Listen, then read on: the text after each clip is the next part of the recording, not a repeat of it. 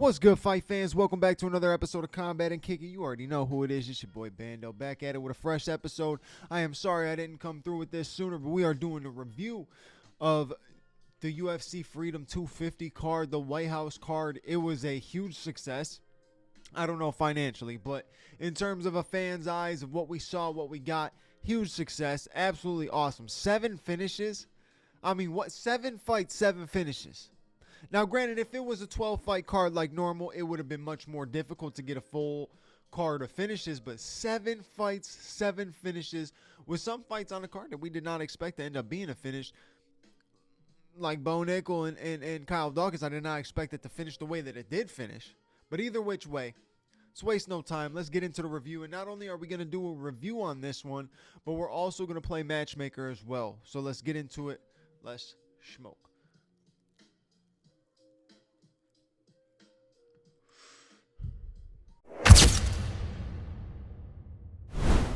So like I said, the UFC Freedom 250 card, when you were talking from a fan's eyes, that was a fantastic card. 7 fights, 7 TKO/KO finishes. Phenomenal.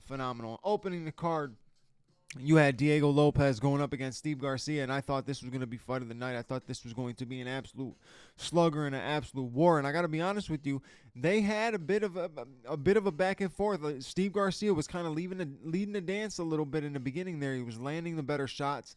He was landing the counter punches. His boxing was looking good. His boxing was looking clean. But here's the thing about Diego Lopez. You got to separate that man from consciousness or just completely outwork him the entire fight and just be better than him in terms of IQ and skill set. Otherwise, you're not getting past him. That man is a savage. Not only that, when he smells blood in the water, when he gets a finish, when he's close to getting a finish, you're chalked. Simple as that. You're chalked. And that's exactly what happened. He ended up getting the huge finish over Steve Garcia. And what a way. I mean, what a way. Like, to really open up one of the biggest cards, one of the biggest sporting events in history, right? I mean, you're never going to see another sporting event in front of the White House. You can hate the president, love the president. It doesn't matter what president it is, right? Left, right, Republican, Democrat. It really does not matter. You will never see that again. And regardless of what your political beliefs are, you cannot sit back and say that wasn't dope. That wasn't dope. That was dope as fuck. It was a very dope card. Only thing I hated about the card was the walkouts. The walkouts just seemed weird. You know what I'm saying? And like, granted, like, where else were they gonna walk through? How else were they gonna walk out? I get that, but it just felt weird. That was the only part of it that really felt weird. Everything else just felt like it was supposed to happen. It was pretty much perfect. Diego Lopez gets the win. Gets on top of the octagon, gets, the pose, the fantastic picture with the White House in the back. It was super dope. Super dope, and just a dope way to open a card. You knew putting Diego Lopez versus Steve Garcia on the opener that you were going to get something. Whether it was for 1 round, 3 rounds, doesn't matter. You knew you were going to get a fight, and that's exactly what you got. Them boys went to work. Now you got to look at what's next for Diego Lopez. Yeah, I'm going to play Matchmaker, but I'm only going to play Matchmaker for the winner. But what's next for Diego Lopez? I mean, you look at the 145-pound division. I mean, there's a lot of different people we could talk about. Now, obviously, Movsar Evloev's probably the next guy to get a title shot against Volkanovski. But realistically, that's one of the fights I want to see. I want to see Diego Lopez get that fight back. Right, and I know it's one of those things where Diego can keep on climbing back up and get another fight for the title, another fight for the title against Volkanovski. But nobody's like really, nobody's begging to see that. You know what I'm saying? But I would love to see him fight Movsar Evloev. Get that debut loss back. That you actually put in work in that fight. Get that loss back. I would love to see him get that loss back. But you also have guys like Lerone Murphy, who obviously coming off the loss against Movsar. It wouldn't seem to collide in the same way with him and Diego Lopez meeting. But you're talking about the top of the division. You're talking about top 5 guys that would make sense. If you're looking to make a really fancy, fun fight night, main event, I would definitely be interested in seeing Diego Lopez versus Yair Rodriguez. Might as well get it before it's too late. Yair is not going to get any younger. You know what I'm saying? Like, you might as well get him some more fights. The man's been very inactive. So get him a fight. Him and Diego Lopez could be interesting. So you got a couple options with Diego Lopez, and I wouldn't be shocked if, just say Diego Lopez sits out for a little while. Not not a long time, but just a little while. And Jean Silva goes out there, gets a big win. That rematch could always happen if John Silva makes a statement. You never know. You never know. But overall, great win by Diego Lopez. And I'm sure just because of the way he is, you'll see him back in the octagon very soon. And that man has been on every big card that you could potentially be on. Every, like, UFC 300, UFC Sphere, now UFC White House. That's pretty insane. That's pretty insane. And that's extremely dope to be a part of 3 of the biggest cards in UFC history. So, super dope. And look, man, I don't know anybody that says they dislike Diego Lopez. He's one of those fighters it's hard to dislike, and you know you're going to get an exciting fight every time he's in there. What else can you ask for? Then you got Bo Nickel versus Kyle Dawkins, ending in a way that I did not expect, right? I expected there to be some groundwork. I expected Bo to have success. I expected Kyle Dawkins to give the fans some, like, sense of, oh my gosh, he might be able to pull this off. No, it was not anything I expected. Bo Nickel getting a first round TKO finish. Beautiful. I mean, beautiful. Beautiful striking on Bo's part. I can't say nothing bad about it. Beautiful striking on Bo's part. And all I gotta say, man, Kyle Dawkins, you went down and just, that man was like this. And I don't make fun of fighters for losing, but it almost looked like he just didn't give a flying you know what about win, lose, or draw in this one, because he knew he was getting a check regardless for being on the White House card. But come on now. Come on, I get the shot that the shot that he landed definitely put you down. It was a hard shot. There was a heavy shot. It was a beautiful strike by Bo Nickel. But at the same time, you went down to the ground and nothing. He wasn't even that rocked. That boy just gave up, feels like. You feel me? Good win for Bo Nickel, though. You're looking at middleweight division. Who do you feed Bo Nickel to? Who does Bo Nickel go up against next? I wouldn't mind seeing him get a rematch against RDR. A fight against Fluffy would work out. I think that would be a dope one. Trying to think who else is at the top of that division. Who else is at the top of that division?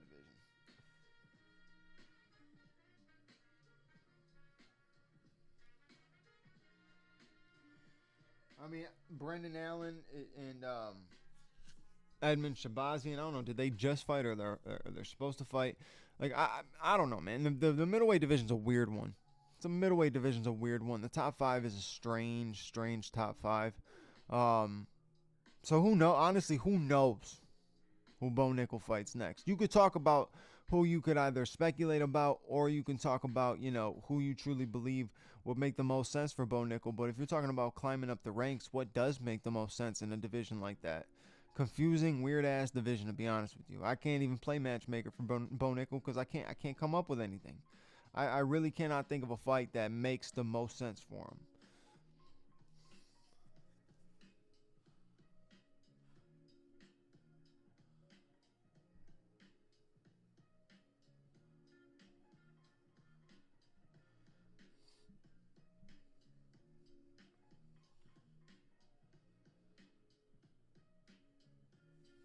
I do think him and Fluffy Hernandez could be a good fight, though. Maybe you give him Kyle Barallo if you're trying to really build him up the ranks quick. I don't know. Maybe Jared Cannonier. We ain't seen Jared Cannonier in a hot minute. Him and Jared Cannonier would be a good fight. You got Jared that could always test somebody like Bo Nickel. Bo Nickel style, that wrestling heavy, and I mean the striking's getting a lot better, but the wrestling heavy, Jared Cannonier is the type of guy that could test that. So that could be a good matchup. I don't know what's going on with Jared Cannonier. Like I said, we ain't seen him in a minute, so I'd be interested. I would take that fight. But now we got to move on to what everybody expected in this next one. Mauricio Rufy getting the finish over Michael Chandler. A lot of people were saying Michael Chandler was getting sent to slaughter, and I was thinking in my head, like, man, he might have that style that's stylistically good for him to get a W against Mauricio Rufy, and I was completely fucking wrong. Oh, boy, was I wrong.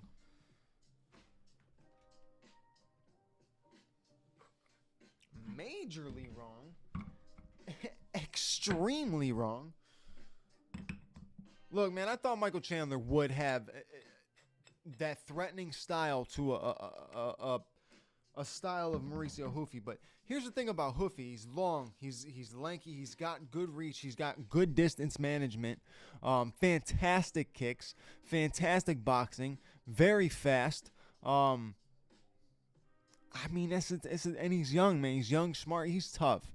He's tough. He's going to be a problem for everybody in the lightweight division because if you can't wrestle him and get him down, put him on his back, you're going to have a long night on the feet because you're not going to be able to close the distance. You're not going to be able to get close enough to land that kill shot. Mauricio Hoofy knows how to maintain distance, knows how to land the things that keep you back. So, and he's a finisher. He's a finisher because he doesn't telegraph his shots, unpredictable, and he lands clean. Lands clean. I don't know, man. That's a tough one for this. Anybody in this division is going to have a tough time in this division against him. I thought Michael Chandler might have it because think about how Michael Chandler's wrestling. If Michael Chandler really utilized the wrestling the way he's supposed to, he would possibly have success. But I do think closing the distance on a guy like Mauricio Hoofy is extremely difficult. Extremely difficult. Mike kind of just ran in that fight, too. Mike was just kind of running, and Hoofy tracked him down and got the W. What's next for Mauricio Hoofy? Oh, man, it's the lightweight division. It's the lightweight division. You can make anything happen. I would like to see him versus, somebody in the top 5. Obviously, you just saw Ilia Topuria lose. You just saw Justin Gaethje win. Right? Is Mauricio Hoofy there for a title shot yet? I don't know. Maybe 1 or 2 wins off from a title shot. Maybe you give him a guy like Moicano or you give him a guy like Paddy Pimblett. Him and Paddy Pimblett could be interesting. Could be very interesting, honestly. You could do him of the winner of this upcoming weekend with Fiziev versus Manuel Torres. Even though, I really don't care to see him versus Torres. I would rather see him versus Fiziev. I think that would be an interesting fight. Beautiful, stylistic, striking matchup. So, I mean, that would be an interesting one. But where do you go with Mauricio Hoofy? Do you try to elevate him into the top 5 right away like this? Or do you let him get another fight, maybe 2 fights, and you continue to push him after that? Like, what's the plan with Mauricio Hoofy? Tough call. Low-key, tough call because you want to see him grow. You want to see him become a star, and I do think he has that star power. You gotta make sure you got the right dance partner sometimes. And it's tough. It's tough to have the right dance partner when you're in a division like the lightweight division. Always being shaken up. Top 5 seems like it's kind of, bouncing between the same guys every once in a while. It's a confusing one. It's a confusing one. The top from 5 to 10 gets shaken up, and 5 to 1 kind of just stays the same. Arman should be getting a title shot here soon. Don't know why that hasn't been announced, why that's not a thing, why nobody's even pushing for it, but he should be the one to get a title shot in the lightweight division, which at that point, leaves Mauricio Hoofy needing a dance partner, and I think Paddy Pimblett's the guy, to be honest with you. I think him and Paddy Pimblett's the fight to make. Moving on from Hoofy versus Chandler to another fight that was just oh my God, man. Back-to-back fights of guys that need to retire. I hate to be that guy, yo. I really do, but when it's time to hang up the gloves, it's time to hang up the gloves. And when you're fighting like this, it looks like it's time to hang up the fucking gloves. Everybody's saying Mike should hang him up. I don't disagree because Mike is just now going to become a gatekeeper, right? He's done a lot in sport in his career. He's fought for a very long time. He don't really have to keep fighting. If he has that belief that he can get back to a lightweight title shot, fucking A.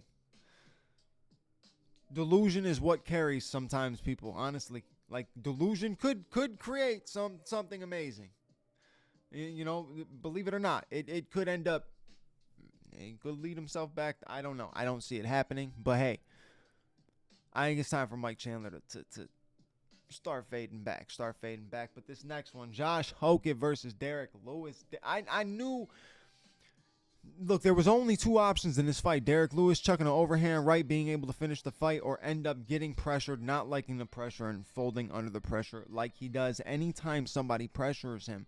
Look, Derek Lewis is one badass dude, most knockouts in UFC history. You don't want to get touched on the chin by him, but all you have to do is press him, and you go win that fight. Look, man, Josh Hokett is the new wave of what a heavyweight should be like. You know what I'm saying? Like, I guess not necessarily. I don't know how to really phrase that perfectly. But Josh Hokett is this lighter heavyweight. You know, he's not super big, not this knockout one punch artist type of fighter, but the speed is going to do wonders in this division for him. He is going to walk down guys consistently. Unless he's getting tagged up and getting rocked, he is going to walk guys down consistently with the speed of his boxing. His pressure is very relentless. He's not, like I said, not very powerful, but he lands a lot, man. He lands a lot, and he's not scared to get in there and chuck him. Like Derek Lewis, when Derek Lewis is getting pressured, he's just looking for the one shot. He's looking for the one shot through the whole fight anyways, but when he's getting pressured, he's looking for it. And here's the thing. When you're a guy like Derek Lewis who doesn't have a ton of footwork, who's not very fast or anything like that, when you're looking for that shot and you're searching and your opponent's moving, you're never getting set clean enough to be able to chuck off that shot unless that guy is pushing you back and you're able to plant and chuck, or if you're pushing him back and you're able to throw that overhand, whatever the case may be. But you were not going to have that success in this fight. Josh Hokett put the work to him, man. He really did. And I think even after the first round, Josh Hokett holding the arm bar in, couldn't get the arm bar. I don't know if he was kind of trolling, trying to get it, or sticking with it or whatever. But he wasn't going to get that. Derek Lewis is strong as can be. But Derek came out in the next round, got smoked. It sucks because we're all fans of Derek Lewis.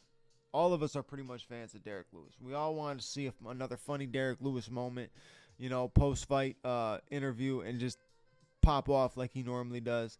But I don't know, man. It's getting close to the time for him to hang it up, too. He's not young. He's not young, and he's in one of the toughest divisions. Let me rephrase that. One of the most difficult divisions in terms of having longevity. That's the best way to describe it. It's very difficult to have longevity in a heavyweight division because you're consistently getting hit by guys that are 250 pounds and they hit like freaking trucks. I mean, what the fuck you gonna do? But yeah, Derek Lewis can definitely hang him up. Derek Lewis and Michael Chandler can hang him up. And that's no disrespect. Michael Chandler did a lot in the sport. Accomplished a lot in the sport. Derek Lewis never really got to like the craziest of positions, but I don't think he really cared to become a champion or anything like that. But again, history was made with Derek Lewis. At the end of the day, championship, no championship, history was made with him. Most knockouts in UFC history is going to be hard to top. And if he does get another fight, Derek has a better chance of winning his next fight than Mike Chandler would.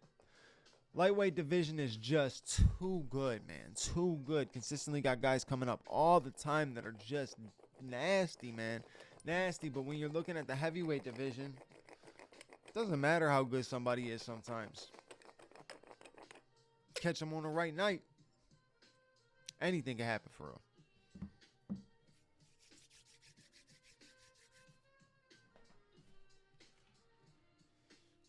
What's next for Josh Hokett? That's a good question. That really is. What fight do you make for Josh Hokett next? You want to keep him going with a scrap? Like, keep him going and getting into scraps? Do you want to give him another fight to where maybe he grows a little bit? You want to continue to make fights where it's something the fans are going to see? I don't think he's going to get that. I do think there's going to be a bit of a UFC punishment here for what he said in that post-fight interview. Now, look. I don't care what anybody says in their post-fight interviews, right? I've heard people disrespect my religion. I've heard people disrespect religions. I've heard people disrespect wives, family members, everything. It's not a friendly sport. All right, first and foremost, we got to get that out there. It's not a friendly sport.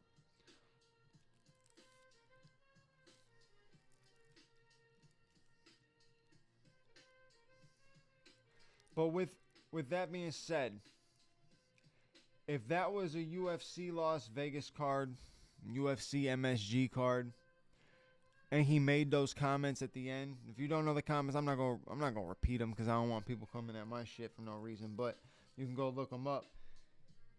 If he would have made those comments on those cards, I think it would have been a lot less of an issue than him making that comment on the White House lawn. You know, you wanted to try to keep it as classy as possible, right? And you knew Josh Hokett was going to be a crazy one, but he started his post-fight interview off very like humble, very calm, very chill, and then all of a sudden, boom, here comes the ultimate Hoke or the incredible Hoke.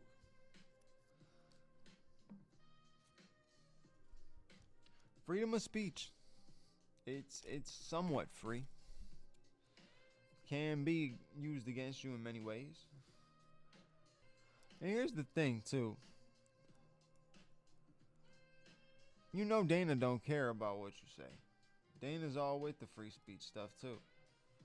Right? Dana's not against free speech at all. He wants his fighters to be able to say what they want to say. But like I said, this is a classy event, a one-time event. You gotta just play it a little bit different. Man's wild for saying the shit he said. I ain't gonna lie.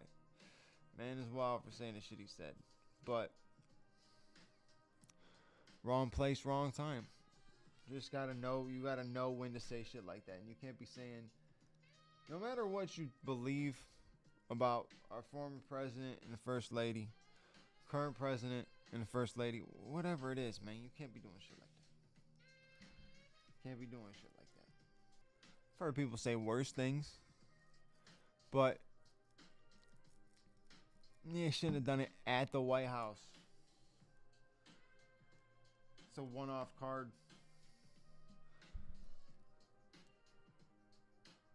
The country's a very divided country. You got half the country hates the current president.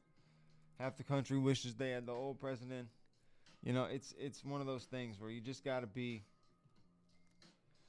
respectful for everybody, so that nobody leaves there offended. Because it wasn't supposed to be a political statement at the White House.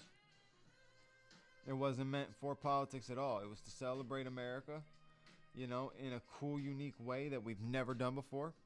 And no other sporting event, like I said, will ever do this. Ever. But yeah. Anyways, Josh Hoke beat the brakes off of him. And I would say a good fight for Josh Hoke next. It just won't be like the excitement. I mean, if you're talking about building him into a title shot, building him up the ranks, you want him to beat guys in the ranks. Waldo Cortez Acosta, maybe. I don't know how. Let me see how you guys would feel about that one. I do feel like it would be a slugger. The only thing about it, I don't see it being that big of a fight. You know? But who in the heavyweight division makes a big fight for Josh Hokett? Is Josh Hokett that big of a star? He's the only one making some excitement to the division. I think that's why everybody was hoping that Alex Pereira was going to make something of himself in the division, because we wanted more excitement in one of the most boring divisions. Josh Hokett brings that excitement a little bit, but I don't know. I don't know what's next for Josh Hokett. I really don't know what's next for Josh Hokett. But I know what is next. Sean O'Malley versus Ayman Sahabi. I knew Sean was going to get this dub. All right. I knew Sean was going to get this dub. I know how talented Ayman Zahabi is. I know that he was on the win streak. I know that he was looking good in his last 7 fights. I know all this stuff. Sean O'Malley was not losing that night. It's just that simple. Sometimes you know a fighter's not going to lose, and I knew Sean O'Malley was not losing that night. Sean needed that win major, and he needed that win in the exact fashion that he got it. Had to be a finish. Had to be a one-sided finish. Had to make sense. Ayman Zahabi came in with a decent game plan. Started working the inside leg kicks, trying to close the distance. Figured maybe eventually he would have ended up shooting, maybe wrestling a little bit. But Sean pinged him.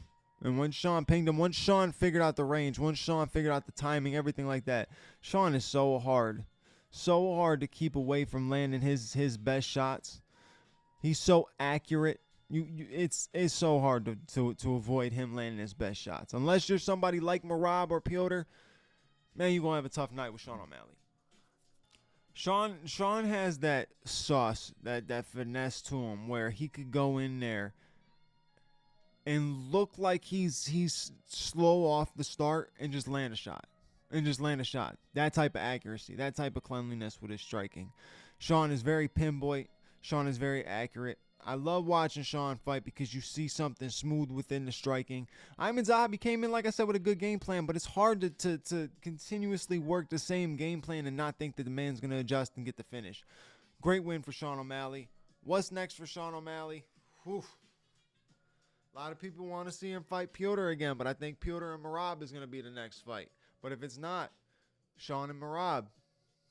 Looks like Corey Sandhagen's fighting Mario Batista, so that fight is just legitimately never going to happen, Sean O'Malley and Corey Sandhagen. So I should stop wanting it, stop trying to manifest it, stop chasing it, because it's not going to happen, Joseph.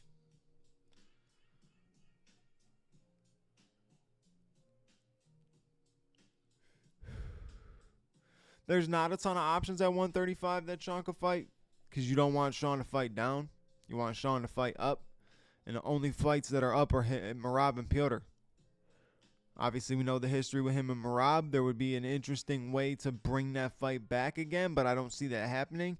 And obviously, there's some history with him and Piotr, and people would want to see that fight. So I can potentially see that fight happening before Merab gets his rematch.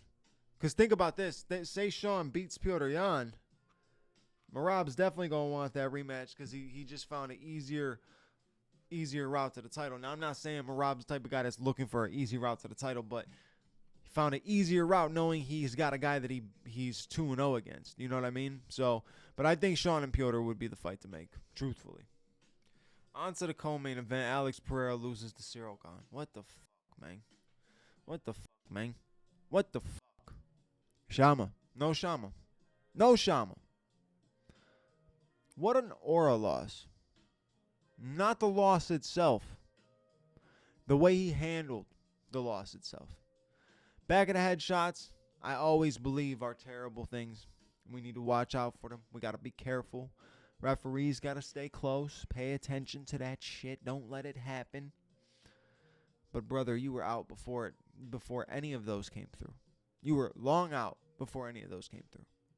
Now, yes, cannot disagree with the fact that they know Cyril Gane is one of those fighters that lands lots of back of the head shots. So you have to be overall careful when judging or reffing his competitions. But at the same time, he was already out. That jab sent him. And then he's going to say it was a lucky jab. Brother, what?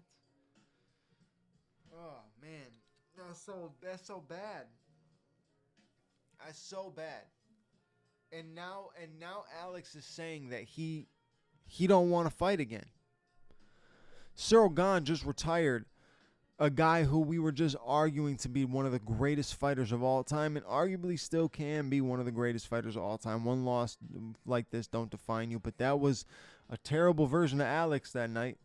I don't know if 250 slowed him down, but damn, bro, you weighed in at 250 and it made no difference.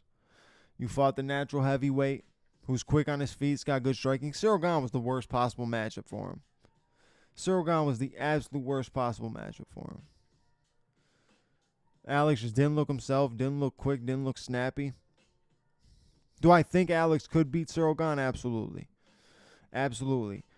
But if he's talking about he don't want to come back and fight again, it's over with. It's over. No matter who he fights, it's over with. Career's done. He ain't getting that belt back. So if you were an Alex Pereira fan, sorry to break it to you, but no Shama. What's next for Alex? Who the fuck knows? Do you stay at heavyweight? Do you go back down to light heavyweight? I think if he cuts to light heavyweight now, oh, that's going to be a problem for him. That's going to have him like he was at middleweight. I keep doing that. Stop doing that. That's going to have him like he was at middleweight. I don't know. Don't deplete his body. Don't make him do that. It's not worth it. It's not worth it. You keep him at heavyweight. Don't see the rematch happening if he fights again. You know Josh Hockett wants that fight. Jamal Hill's looking to debut at heavyweight. You know Tom Aspinall's going to come back and obviously fight Cyril Gane.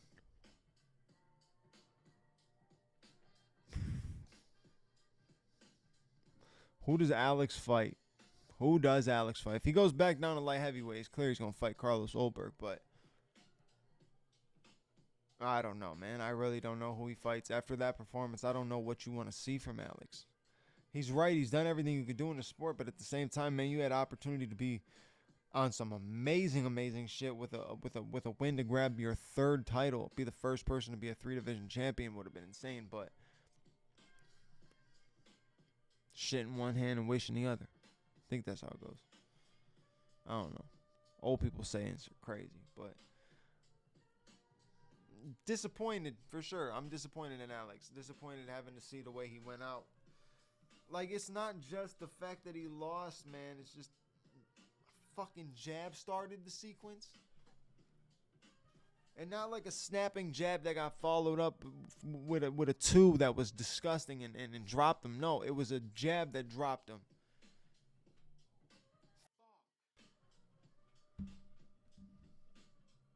Son of a bitch.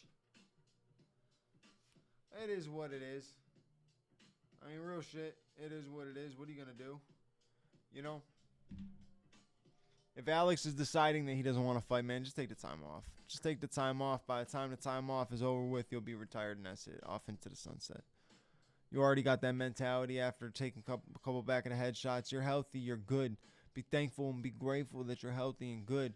You tried to show everybody a picture and bring up Pritchard Colon, which I think is just crazy. How you going to bring up Pritchard Colon, who took nothing but back of the head shots the whole fucking fight? Just kept getting hit in the back of the head. Back of the head. Every time they clinched, it was a back of the head shot. And it wasn't a soft back of the head shot. It wasn't a tapping back of the head shot. It was a heavy blow, right? Through rounds. Not just one round. Not through a 15-second sequence. I'm talking about through rounds he was getting that. Yeah, of course, that's why he ended up the way he did, unfortunately. You know what I'm saying? So, Alex, yes, you're right, but do not compare your situation to that. You got hit with maybe 6 to 8 back of the head shots, which I don't condone. I don't condone back of the head shots. I don't think it's right. He should not get away with it. He should get penalized. He should get in trouble, but at the same time, the fight was over. It does not matter the fight was over. Yeah, like I said, I don't know what's next for Alex. So we just going to move on to the main event. Another disappointing thing, but let me get into this real quick. Yes, there was a loss of aura, but you guys need to stop completely doubting the fact that Ilia Topuria cannot come back from this. It was a rough fight. It was a tough fight. But you're comparing this to Tony Ferguson, the decline of Tony Ferguson's career. Tony Ferguson was on the back end of his career anyways. After taking 2 nasty weight cuts to prepare himself for Khabib, double weight cuts to go fight Justin Gaethje. Justin beats the brakes off him, changes the mentality a little bit, and like Justin said, change the way that other people perceive him, other opponents perceive him. Now, you might see a change in that. But everything is different. Everybody's got a plan until they get punched in the mouth. We've all heard that before. If you're a fight fan, you know that saying. Everybody's got a plan until they get punched in the mouth, punched in the jaw, however you want to say it. So yeah, there might be guys that go in there looking at him saying, there's nothing to worry about. Look at what Justin did to him. I'm not worried. He's normal. His aura loss, he's not invincible, he's not untouchable. And then all of a sudden he touches you on the chin and you go to sleep. Like, people are sleeping on him. People are dogging him. MMA fans are such a fickle fan base. Like, real shit. Like, they change like that. Just like that. Before the fight, minus 450 favorite to win this fight. Everybody was an Ilia Topuria fan. Everybody was Team Ilia. People that didn't even watch the sport were Team Ilia, walking around posting Rose's pictures on their Instagram, reposting everything that Ilia reposted, trying to dress like the boy. Everything. And then he loses, and it's like how Cleveland fans were when LeBron said, I'm taking my talents to South Beach. We all jumped up on our wall and we ripped off our poster. We tossed that bitch in the garbage. Some people tossed them jerseys straight into the fire pit, right? The Cleveland fans were pissed. They were pissed, right? But it's not like that. This is not like that. Okay? You completely dropping the man. He lost. He's done. He's done. Treat him like shit now. He ain't good enough to fight in the UFC. What the fuck is wrong with you guys? What the fuck is wrong with y'all? Now, did Justin Gaethje beat the brakes off the man? Yes, for sure. But did Justin Gaethje also land a thumb in the eye to start the fight? For sure. Was it intentional? No. But did it happen? For sure. Did it change? Did it change the route that fight was going to go? Well, since Ilya was highly focused on it, for sure. Did Justin crack him with some heavy shots?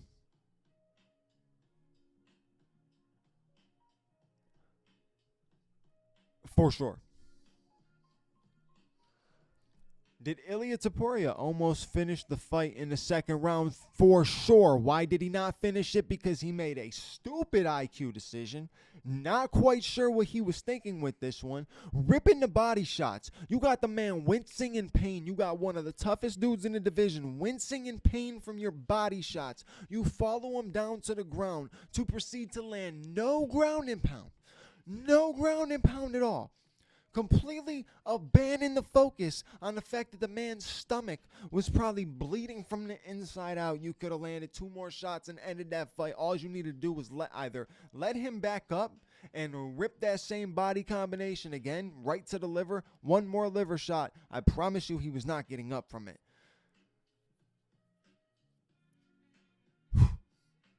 So that's first. Second off, out here just throwing up submissions like you're Ilya Topuria Magomedov. Get the fuck out of here, man. Go for the finish. Go for the finish. You didn't see Khabib rock Justin and go for the finish like that. Go for stupid. No, you got him on the ground and finished him the way that he knew he could finish him. Why would you hurt the man to the body and try to mess around with submissions and give him any opportunity to recover? And that's exactly what you did. He came out in that third round started though. Piece Ilya up.